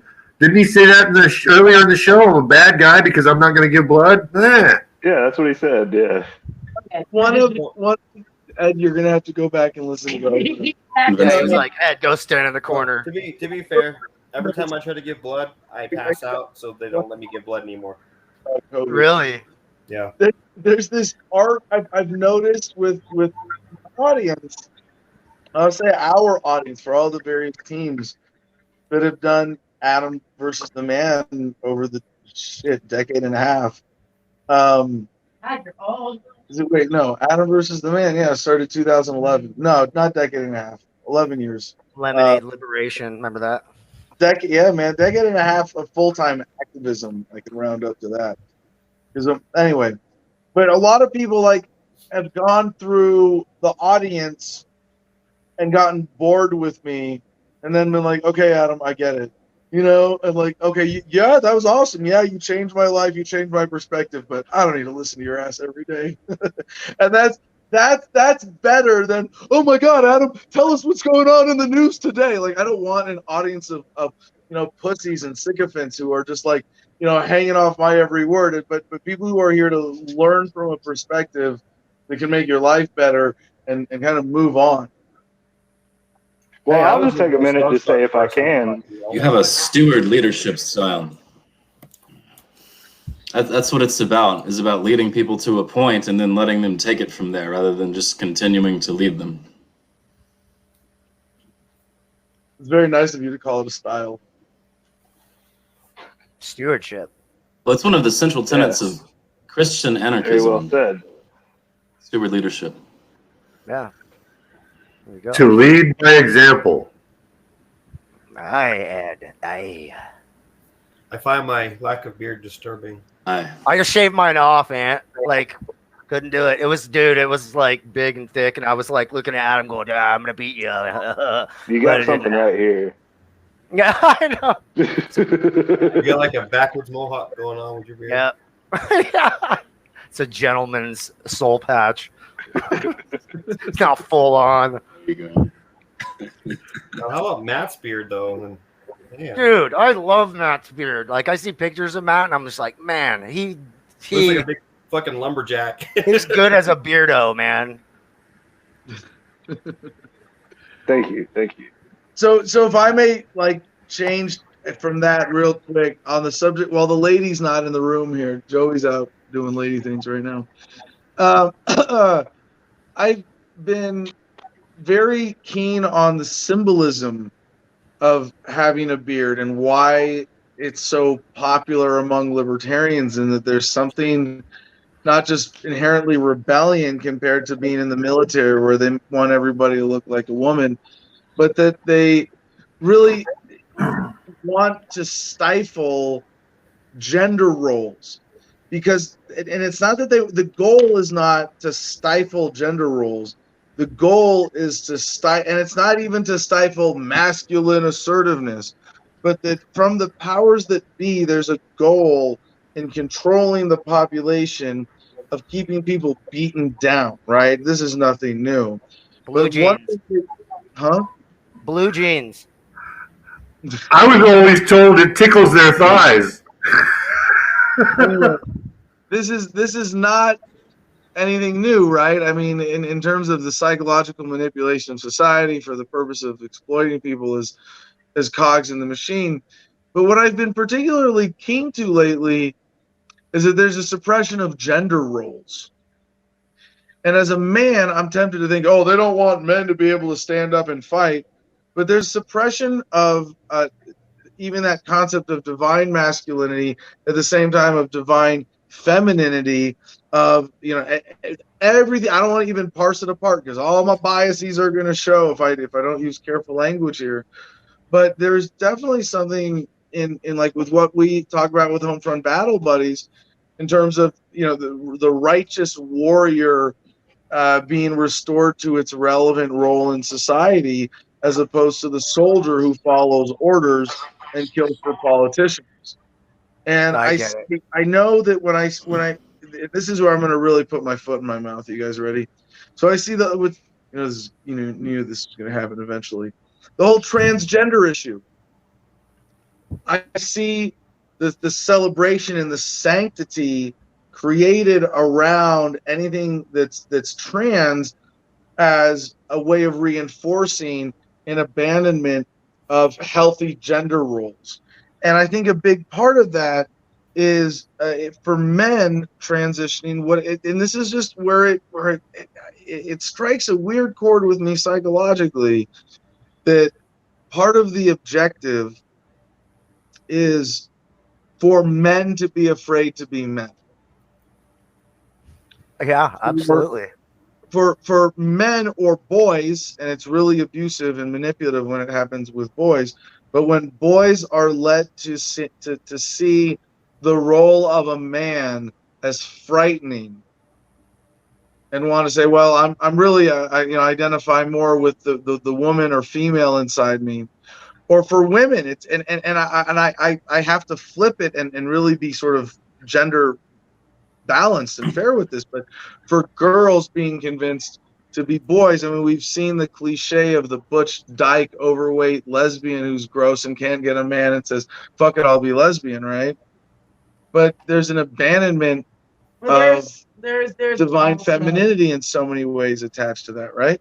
Well, they've redefined all masculinity as toxic masculinity, it seems like, anymore. So it shouldn't be. So there is such a thing as toxic masculinity, but I agree. Yeah, aggression driven by insecurity primarily is the obvious example. Toxic masculinity is about my woman? Look, I've got to chime in here, being the tomboy that I am. Like, I don't know. It has something to do with my name being Joey, right? Or my mom worked, and I was raised by my grandfather. I mean, I had a strong male role, so I took on that, but that male role never denied the fact of my divine femininity. He never did that.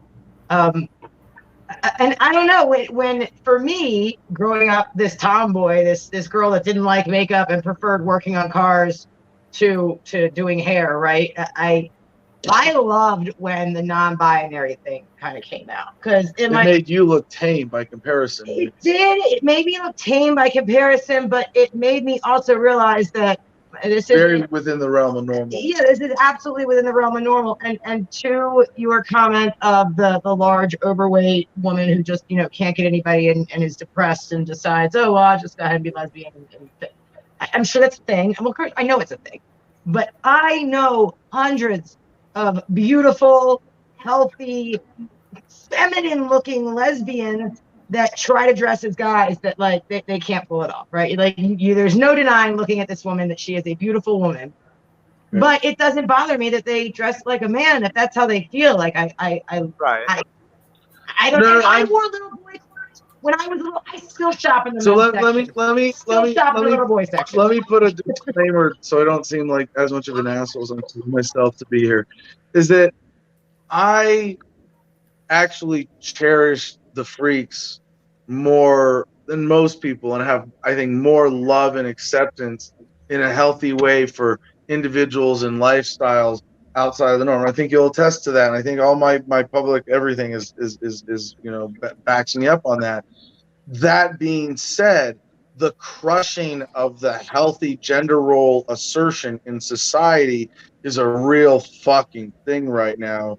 Yeah, And even if you don't take in the female angle at There's all, as men, we got to be concerned that, what it means to be a man and stand up to injustice and stand up to bullshit authority is something that is being suppressed on so many levels.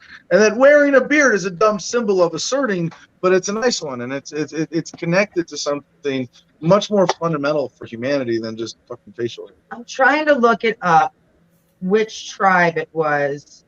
But there were, and I think it's multiple Native American tribes where there were the two genders was never a thing. It's all over the continent. It's always been, yeah. It was fun, and for me, like, that makes sense because I feel equal parts of my masculine and feminine, but that doesn't make me feel like I'm not a woman. But I can't say how I would feel if, as a woman, I felt more of my inner man than my woman. We both have a masculine and feminine. Right. Everybody does. And the healthy person has accepted both of them and knows how to manage both of them in a healthy way with the And other it's role. definitely not healthy, however the fuck we're doing it now. It's a if you just look at the beginning. timeline. There are healthy gender roles, but there are also The Native American people. there are characteristically unhealthy gender roles too. The Native American people had gay Native Americans among them. It was a natural phenomena that wasn't very, it didn't happen that often, but it happened. And they treated them as special individuals, and they protected them as they did the women. I found the article. Right, and healthy gender roles across all the whole natural spectrum were celebrated and accepted and encouraged. And there was an inherent recognition of the humanity in that maybe in some Puritan sense was suppressed to traditional male-female binary gender roles, and we're kind of experiencing some whiplash out of that now. But at this point, the crushing of any kind of healthy natural gender expression, it's very disturbing.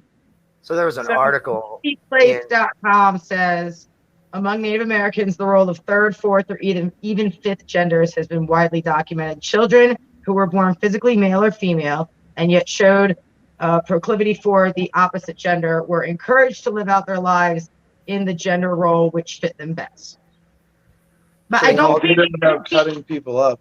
Exactly. They did it without changing your physical anatomy. Without pharmaceuticals, and they did it without hormone therapy, and they did it. It was a natural thing. It was a society that at least had some natural balance. They called it 2 spirits, 1 heart, 5 genders. The New World is a romanticized term inspired by legions of Europeans to race the places we live in search of freedoms from oppressive regimes or treasures that would be claimed in the name of some European nation. And the article goes on to talk about old prejudices in a new world. And it's specifically Native American written. Okay, so it's probably romanticized and simplified, but it's a very useful point, right? The bigger question then is, how do we move humanity, or at least America and first world countries now, who are in a very awkward, unhealthy state in regards to natural gender roles, to whatever that enlightened ideal would be? Because this ain't fucking it. No, but it's walking people through a doorway. It's about health. It's about going from unhealth to health. Hey, sorry to interrupt, but I'm low on power. I wasn't expecting to stay this long. My phone's about to die. Just wanted to thank everybody. You're awesome, man. Good to see everybody. Nice hanging out. Y'all have a good evening. Whiskey on the next time around. Cheers. I know our callers Matt. called. I mean, Ant got to give his update. I want to make sure our callers all have plenty of time. I didn't expect we were going to get them all up at once, but I like that better than making people wait. This has been fun. It's been a really good panel idea. I dig it. But no, let's make sure all the callers had a chance to bring up whatever other random subject. Yeah, somebody emailed us some links. Oh, let me double check. Do we want to start that? Let me check. No, somebody emailed us some links about, was that you? About somebody who got shot by police? Before we go on, can I just touch on one more thing? It says that Native Americans traditionally assign no moral gradient to love or sexuality. A person was judged for their contributions to the tribe and for their character. So Yeah, so when you take away that pressure, like, and you have that now. I mean, you've experienced it. You're 40 and you have kids and a family. Like people have this unrealistic expectation of you. If you take that away and let people be themselves, you know, maybe that's the answer. Most people say, as a dude, you wait till 40 to have kids. You're fucking smart. Dude, when I was my brother's in his 40s and he just had 2, so I'm happy. I've wanted kids for a long time, but I'm really happy to have waited and gotten my homestead comfortable. It's not there yet to have kids, but for close women enough. though, there is Financial stability. Like if I tried to do this 10 years ago and have kids, I never would have been able to achieve this. I'm going to be a better father for having waited. You will. But for women, there's this, and I think it's trickled out by now, maybe 90s, early millennium. But there's this unreal. No, it's still there. Have a kid when you're healthy. Yeah, I mean, from Sesame Street to The Little Mermaid on up to watching Friends, right? You're looking at a girl going through her aging. It's you got to. Your job as a woman is to have children and find a man. You got to get the best man. You have to be competitive with all the other women to get the men. And it's like this is just subconsciously engraved in every single woman by Hollywood. And well, that's because even somebody stubborn like that go-getter attitude is masculine. It's imposing. I don't know. That's both. No, it's biology perverted by Hollywood. Yeah, it's extreme. That's the thing is there is, and this is the thing I'm trying to tease out here is that there is a healthy, natural, biological component that should be celebrated and embraced and recognized. That we are perverting through social expectations. We are perverting through the media. We are massively allowing to be suppressed, especially in male assertiveness, by the powers that be in order to keep society controlled and exploited for whatever else they're doing right now, whether it's population control or what have you. But it's all power, money, exploitation. And understanding these fundamental concepts and being attuned to them, I think, is very important. Absolutely. I agree, Adam. You're so agreeable. Don't you fucking hate me for that. Receptive. All right. So who else has Thank you, John. Thank you. Would you please? Mm-hmm. I'll have another one. These are really good. So I watched a video the other day and I wanted to share it. I couldn't figure out how to share it. And I don't know if you guys have seen it, but they had a lady got pulled over and she was being searched by the cops and they found this package taped to her thigh. And so the cop cuts her pants and gets this package, just unwrapping it. What is this, ma'am? It's none of your business. You got drugs? I don't got drugs. None of your business. So he goes through, it takes him like 10 minutes, just wrapped like 90 different layers. And finally he pulls out, she's under arrest. She's going to arrest him. He pulls out, he thinks it's drugs. He's so certain it's drugs. He pulls out a cell phone. He's like, what the hell is this? It's like, that's my burner phone. I'm cheating on my boyfriend. Can I have my phone back? Or can I go, please? He goes, you're going to look really stupid. Oh, you're going to look really stupid, he says, when you get done. He's like, we'll see about that in court. He says, yeah, you're going to look really stupid in front of a judge. You'll see. He's like, keep it up, guy. Can I get my stuff and go? He's like, no, ma'am, you're not free to go. He's like, well, I need to be free to go. It took him like the whole video was like 20 minutes long. And he's sitting there unwrapping this, damn. That's like 10 layers of cognitive dissonance, man. Yeah. So I really wanted to go slap some shit to my leg and get it on video. He goes, I got you on the dash cam. She's like, good. I'm glad you do. It's like, Yeah, thank you for protecting me from you. My stepsister got pulled over in like the mid 90s, and our father was a police officer in Baltimore City. And she had just left a party, and yeah, she was like 19 or 20. Yeah, she's a teenager. She fit the description of somebody who might be up to no good. But she had just left her mother's house, and she had a brown paper bag with a bunch of steamed crabs in it, and it was folded over, and it was sitting in the passenger seat. And this cop searched her car over the brown paper bag, thinking there was like weed or something in it, and apparently ripped the whole car apart before even looking in the bag. And my family got to make fun of the illegal crabs for the rest of our going back to my lives, back to my case with the mushrooms and no tags. It's almost not about that. It's a Fourth Amendment case. It is. It's fuck you, leave people alone. And That's so scary, man. She's like, no, my dad's a cop. Here's his name, and this was in Baltimore City. So even with that, this guy was still a dildo to her. So being the daughter. It has the word "fucktarded" in front of that. The illegal crab. See, that's what I thought I was pushing back against, and that's what I think is being pushed back. Yeah. Every time we have there's phones. She couldn't document that. All she could do was tell this story. Imagine if that got out, especially in Baltimore City, where we love our crabs. Dear God, that would have been viral. That would have been all over the place. She would have been an internet celebrity, but we didn't have that. And now we have the luxury of being able to record them. My friend Wanda, who's a nomad, Wanda the Wanderer, she is on YouTube. She always does traveling videos. And finally, and she said she's been inspired by us. She recorded her first police incident. This was actually security at a metro station that was just being really shitty to a guy who was sleeping. But hey, there's two of you right now. It's crazy. You just got really large. See, audio has no idea what we're talking about. But no, just recording this guy being nasty. You're making me sound ridiculous. you have to see it. It looks I'm cooking. Not a two-headed Adam. But we have to do that. We have to record. And while I was traveling, I recorded a couple of police encounters, but nothing happened. It wasn't worth posting. But we should all, if you talk about your civil duty in today's day and age, that's it.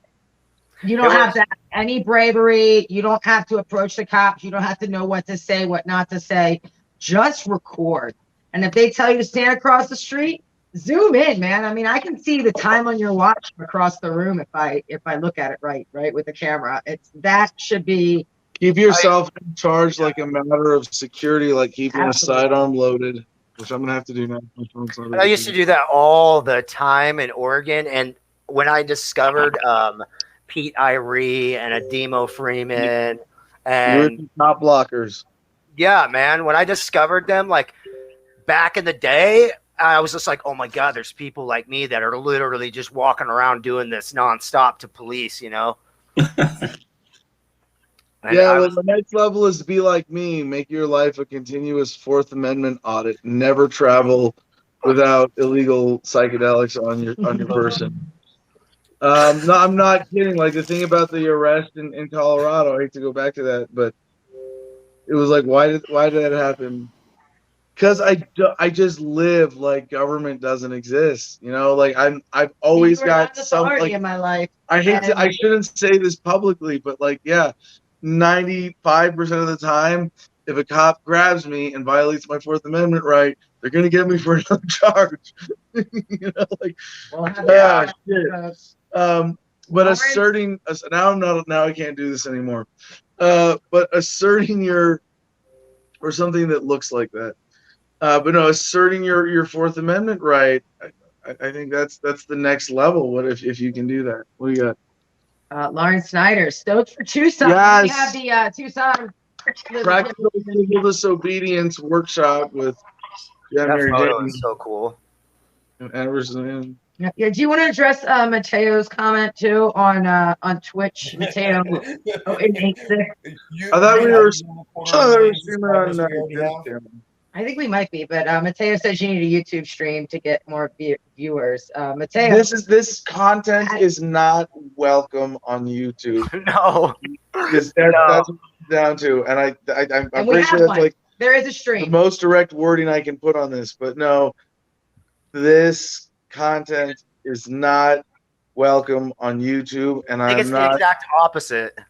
willing to deal with the headache of YouTube or censoring myself to be on YouTube when the people who want to hang out with me Wednesday evenings can find me on fucking Odyssey.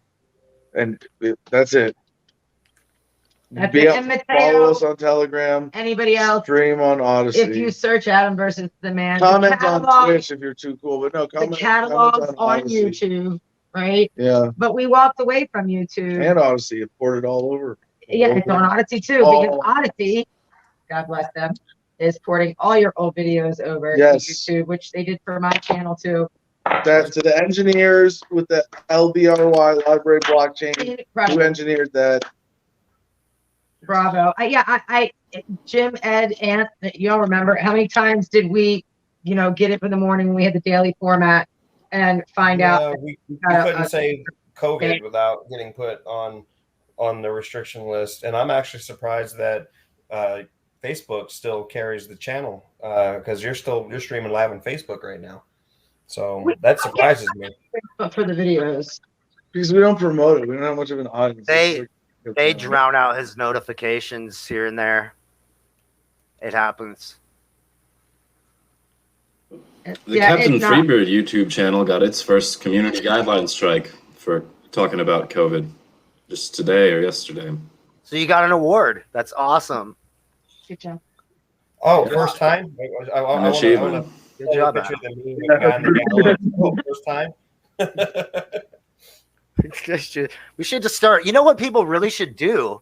This is a good idea. Hold a national awards convention for strikes, and like the person that gets removed after they start new channels that has the most bans and whatnot, get nominated to win. This could be a whole like pageantry, man. Awards. I like it. Yeah. I would be leading this. That would really piss them off big time. Now we need to come up with the award itself. They gotta be pinging like hundreds of people's streams. Like that would be. Yeah. Like we invite them all to the yearly national awards. Oh, I could see this, man. This is a good thing. You should start putting that into action, man. I'm definitely I'm glad it just hit me because it's happening. John, you can help me. At least Facebook has the decency to tell I'm me down. that they're shadow banning me. They didn't even tell us on YouTube we're being shadow banned. They just did it. Facebook literally tells me, "Hey, we're literally shadow banning you. We have 33 more days, and we're gonna make sure that your feeds are at the bottom of the list." So Facebook flat out tells me. Traffic. I saw you post the screen cap of that. Their posts at the bottom of other people's feeds. That I never saw before. Me either. But I know they've been doing it. Like holy shit! But they're just saying it directly because we. Oh yeah, they're not even hiding the shadow bans. They're flat telling you, "Hey, we're shadow banning." What should be obviously infuriating about this is that their basis for censorship is not even something like this is violent or this is crude or this is endangering. It's we don't like it. We don't like you, so we're fuck you. This would compel more people to really say it how it is, tell how they feel, get banned, just so they can get to the award ceremony. This is great.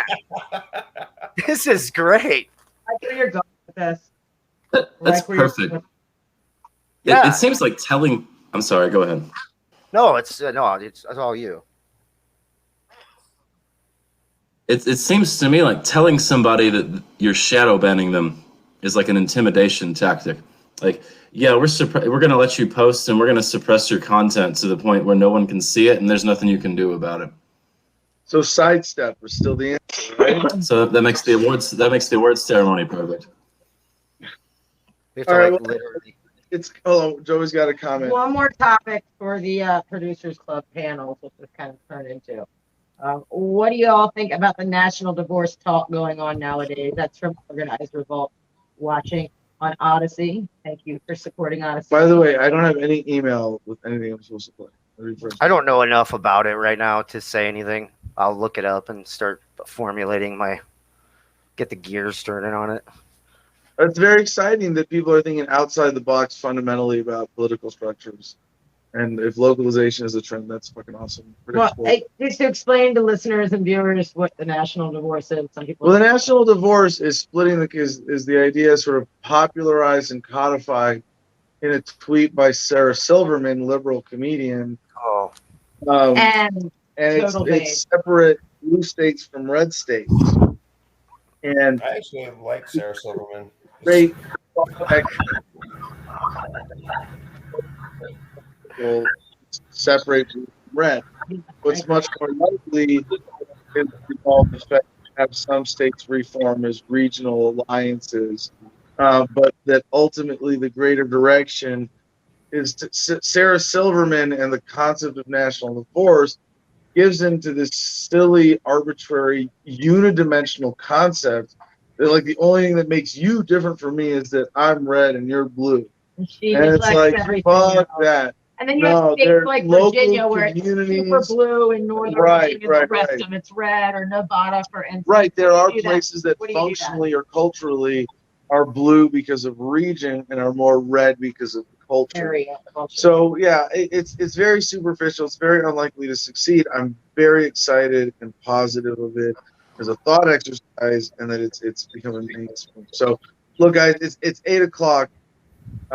It's past my Corona bedtime.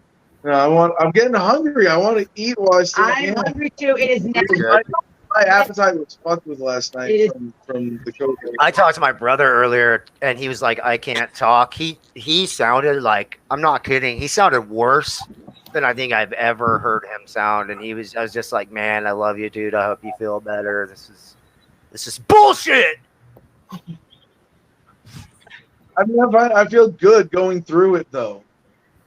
I mean that it was like bad for a day, and I'm already like this show has made me feel so much better tonight. I started feeling like shit about 12 hours before you, and I'm at 98% right now, so you should be fine. The actual I can handle being like weak and low energy. Like, what sucks about that to me is the uncertainty.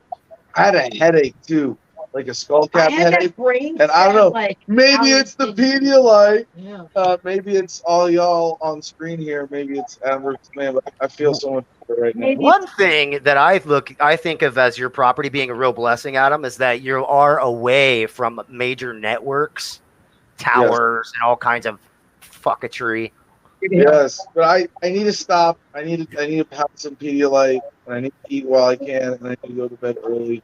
Probably do one more climb-up at night just to be safe. Get out. All right. But I want to get callers. I don't want to go one at a time. Let's start with Ed and go over. No. Ed is last. Ed is the on. Well, wait. Before we go into this, should we smoke weed every day? Oh yeah, Jim comes. Oh yeah, for sure. Cue it, Jim. Shit. Enjoy. Great podcast, man.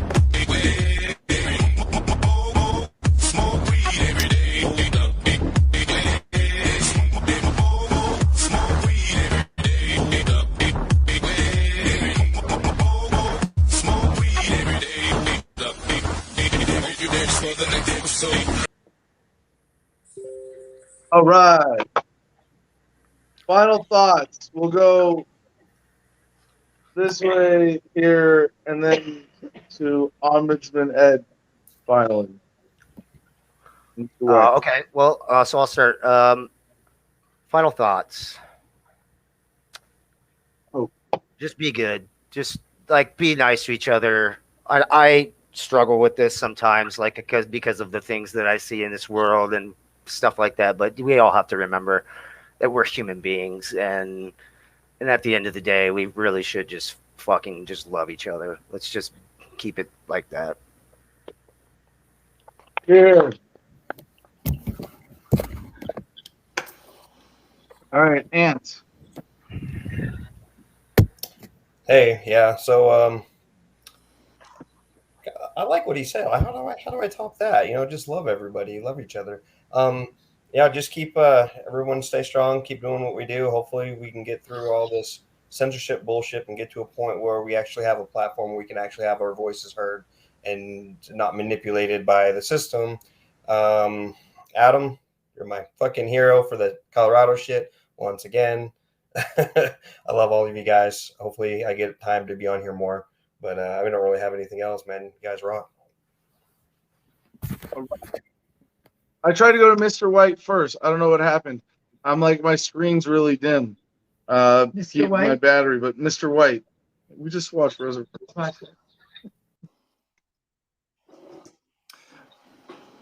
I think you touched on the theme, Adam, with the national divorce thing.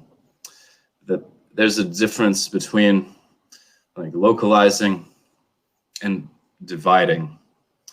That if we are dividing ourselves and if we're pointing fingers, we may be thinking that we're separating ourselves from a system that's hurting us, but we're really entrenching ourselves deeper into that Babylon mindset of dependence on a system. But if we're localizing, then we're really taking responsibility, and that's what empowers liberty, and that's what empowers unity. Elevating people's humanity and recognizing it instead of denying it or suppressing it by trying to categorize it. Man, beautiful, beautiful. All in that field. All right, Mr. Ed, Ombudsman.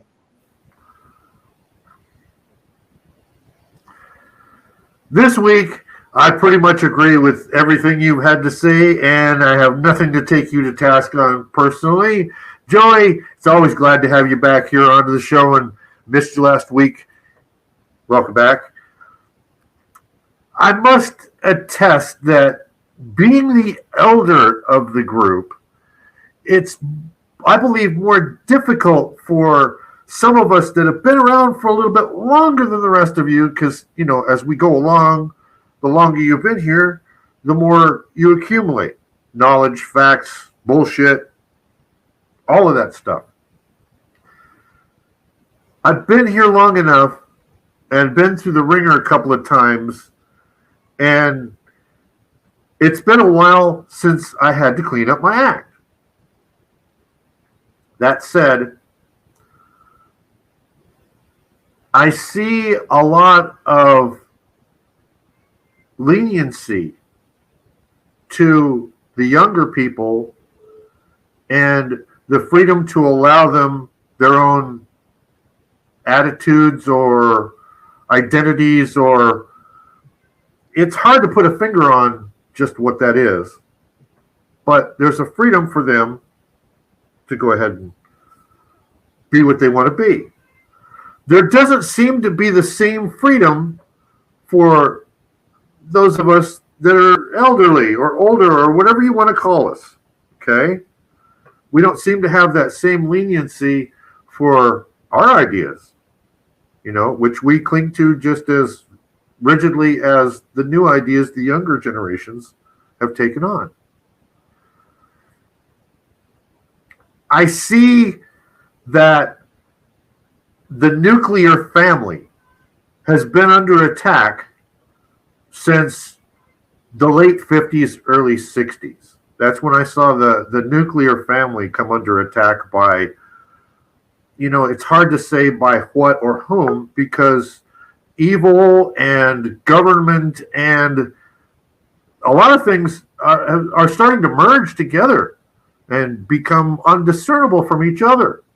So it's hard to put a finger on exactly who or what we're fighting. Those of us that are fighting. With this attack on the nuclear family, as it increased, I saw the nuclear family go from, a breadwinner and a person staying home taking care of the foundlings that were raised in, and then before you know it, both of them had to go off to work, and the television and the government indoctrination centers had to raise those. And then from the screwy way that they got control mechanisms injected into them, while the control mechanisms that their parents were trying to escape from, that they suffered from their parents, was tried to not be fostered upon the young ones. Now, with this destruction of the nuclear family and everything just all gone awry, there's nobody you can trust, and government is supposed to jump in and be our savior and take care of us. And that's the direction where it's going. It's been going that direction for a long time, but when they started spraying us with strontium and aluminum and barium and toxic things, and starting to irradiate us with frequencies that is just unnatural for us to receive inside our atmosphere, they've been changing us. And not only are they getting us away from the nuclear family, not only are they getting us, it's not about, I believe it's not so much about an oppression by a government anymore. I'm starting to believe, from what I've seen of the let's say the things that look like they're alive in the injections that they're putting in millions of people, it looks like maybe there's an off-world entity that has a hand in all of this. That is, it's not only an assault on the nuclear family, it's an assault on humanity of this planet in general. I mean, when it starts walking like a duck and quacking like a duck, and it's yellow and it tastes like a l'orange when you cook it right, it's a fucking duck. No, Ed, I want to bring this back to people who might have heard me talk about it from a different angle. One of the major ideas you brought up about attacking the nuclear family. For a long time, I've seen it as government wants to destroy healthy parenting so that it can take the place of a parent. Mm-hmm. And there's been a failure between generations of communicating some things that parents need to communicate to their children in order to be who they turn to, instead of being afraid and turn to authority. Right? Ed, we love you, but you suck as an ombudsman. You're supposed to make fun of the show or something. All right, we're wrapping it up. So, to summarize, don't be an asshole. Give blood. If you've made it through this whole episode, during this episode, I stopped and put blood on my Google Calendar. It took me 10 seconds.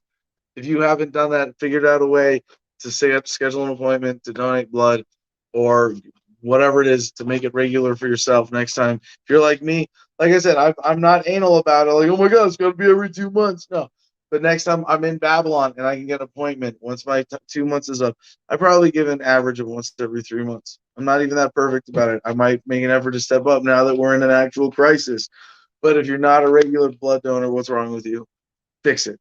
And next week, we will be back to our regularly scheduled deprogramming with a more thoughtful episode on where we're at with this turning point in the COVID narrative falling apart. We're going to do some research. We're going to write some jokes in advance. That never happens here.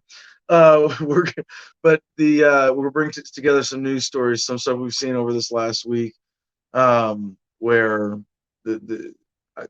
so many I told you so is just piling up in an undeniable way, even in the mainstream. So with that, thank you so much for joining us. It's been a fun evening. I'm going to go sleep 12 hours. Peace and love, y'all. Choose happiness and be excellent to each other.